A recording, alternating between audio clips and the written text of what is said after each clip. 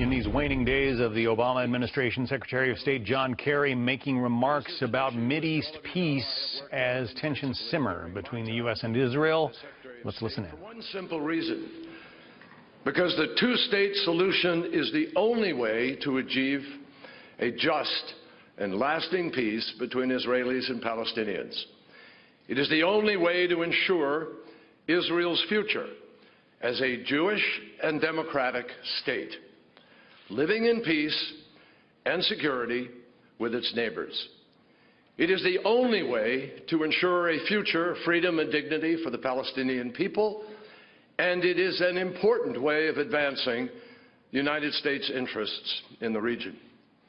Now, I'd like to explain why that future is now in jeopardy and provide some context for why we could not, in good conscience, stand in the way of a resolution at the United Nations that makes clear that both sides must act now to preserve the possibility of peace.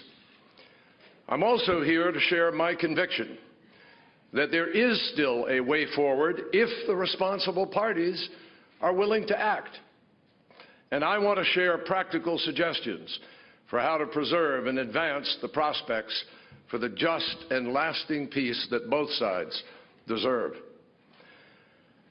So it is vital that we have an honest, clear-eyed conversation about the uncomfortable truths and difficult choices, because the alternative that is fast becoming the reality on the ground is in nobody's interest. Not the Israelis, not the Palestinians, not the region, and not the United States. Now, I want to stress that there is an important point here. My job, above all, is to defend the United States of America, to stand up for and defend our values and our interests in the world. And if we were to stand idly by and know that in doing so we are allowing a dangerous dynamic to take hold, which promises greater conflict and instability to a region in which we have vital interests, we would be derelict in our own responsibilities. Regrettably, some seem to believe that the U.S. friendship means the U.S. must accept any policy, regardless of our own interests, our own positions, our own words, our own principles, even after urging again and again that the policy must change. Friends need to tell each other the hard truths, and friendships require mutual respect. Israel's permanent representative to the United Nations, who does not support a two-state solution, said after the vote last week, quote, "It was to be expected that Israel's greatest ally would act in accordance with the values that we share and veto this resolution."